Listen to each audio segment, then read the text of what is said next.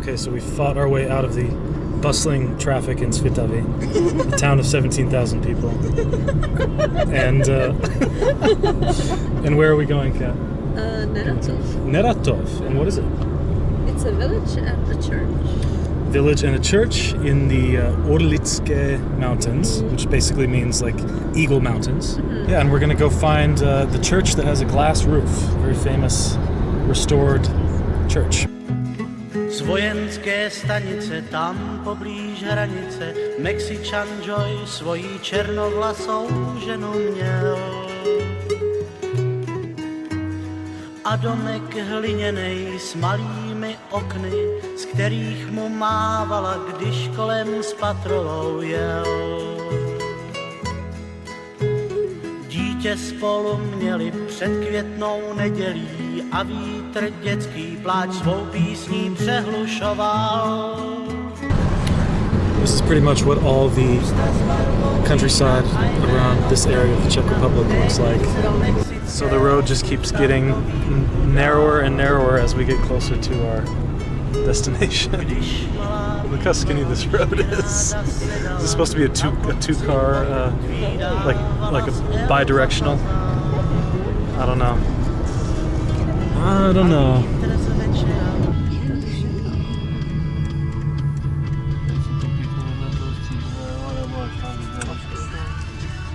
So we're gonna stop off for a picture by the chapel and maybe a snack.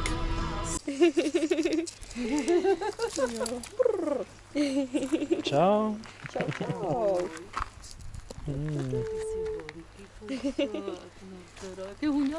Ciao, ciao.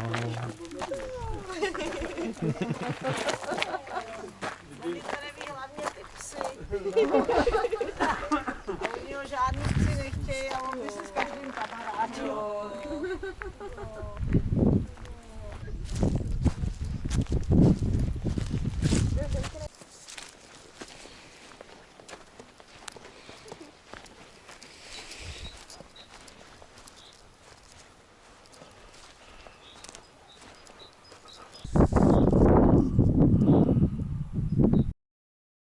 Above the door here you can see it says Erbauf im Jahre 1849, which we think that's German. We're not totally sure, but that would make sense because this region used to be mostly populated by German people instead of Czech people before the Second World War. And most Germans were expelled from this area in 1945 after the defeat of Nazi Germany. So the place that I thought we were going to stop and get a snack and some coffee is actually still closed because of the COVID situation. It would be right here. A very nice, typical small town restaurant, pub, cafe, etc. It would have been nice to sit there at one of those picnic tables and drink some coffee, but not an option at the moment. So we're gonna jump back in the car and continue the journey. So we've finally arrived in Neratov and we're looking for a place to park.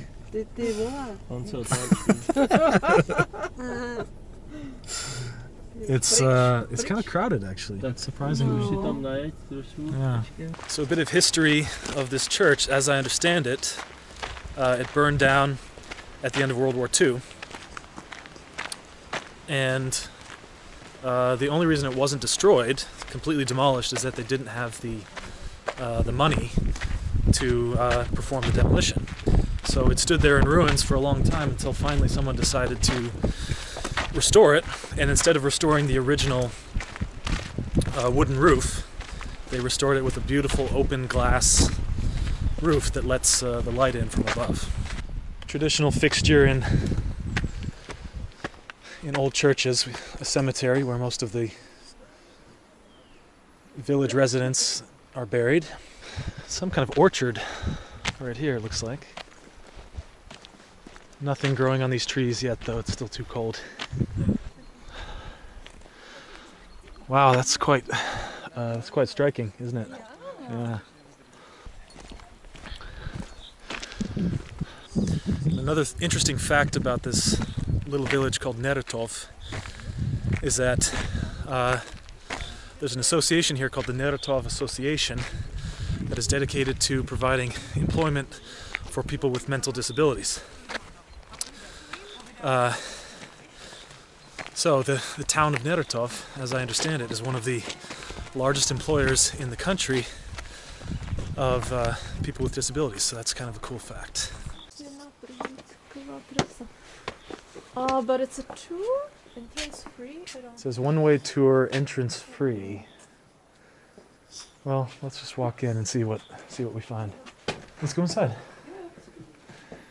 Oh, it looks like this goes directly up the tower. I'll give you. Thank you. Yeah. So they know how many people are here. Ah, okay. This is like a head count. I get it.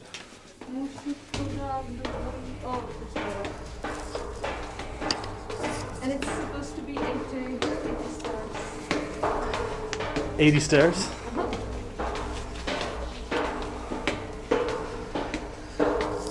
So this is obviously a restored spiral staircase. It looks quite modern. And we have here these windows that look out of the tower. And the brochure says that it's a total of 80 steps to the top, so we'll see.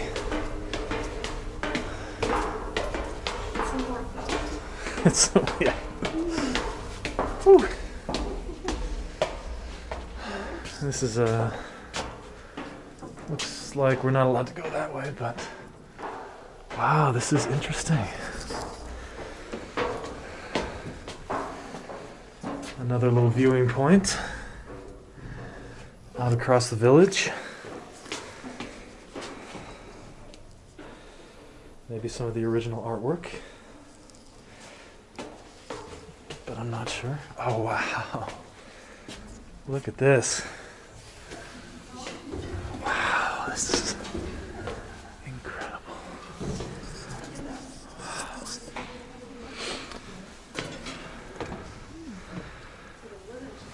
Oh my God. So here you can see this beautiful modern restored roof with the glass skylights at the top. And then down below, the original ruins of the medieval church.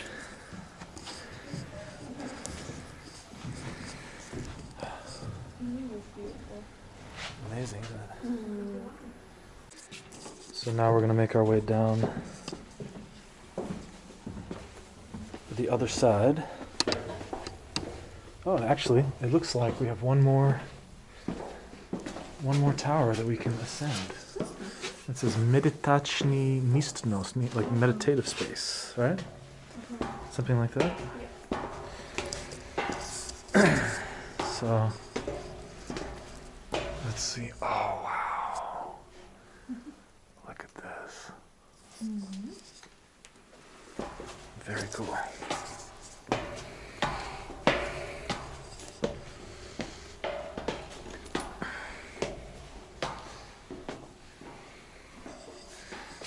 Meditačný místnost.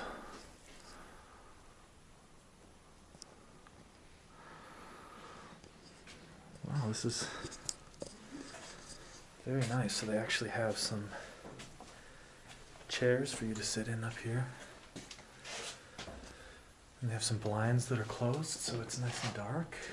And you can kind of gaze up into the wooden roof up there and meditate on the transience of all material things.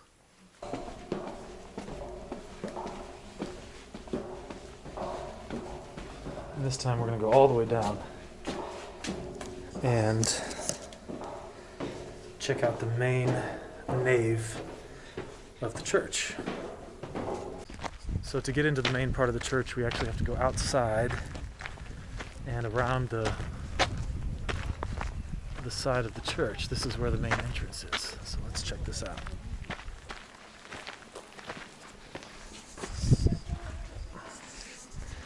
Masks required.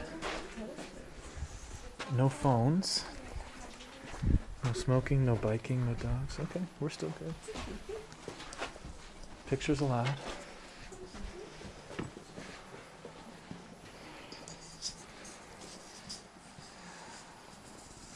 Wow.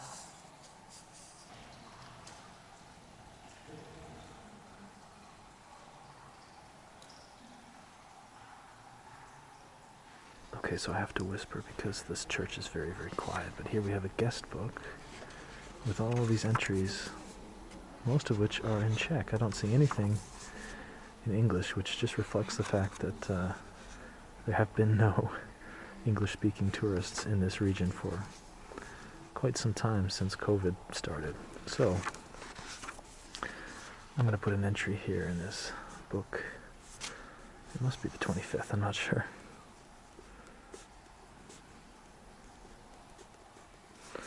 And I'll just say, greetings from the USA. And it's also very interesting how all of the interior of this church is designed to suit this very modern aesthetic, even though the church itself is so ancient. So this says Jak šel čas, which means how the time walked, literally, how the time went. And it looks like some old maybe magazine and newspaper articles about the restoration of the church, yeah. So we have one from 1993, 2001, 1994. And now we're making our way back down. The sun has come back. And we're slowly on our way home. And now we're back in Svitavy. Jo jsem říkala Ondrovi, jak přede mnou jel ten tank.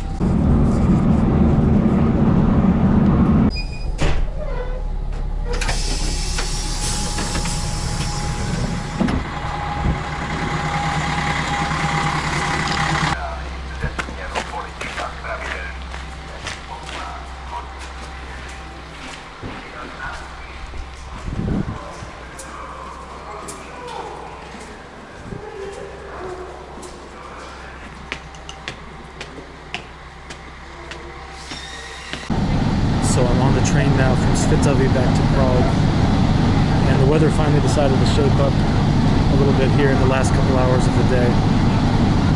So I'm going to enjoy the view out the train window.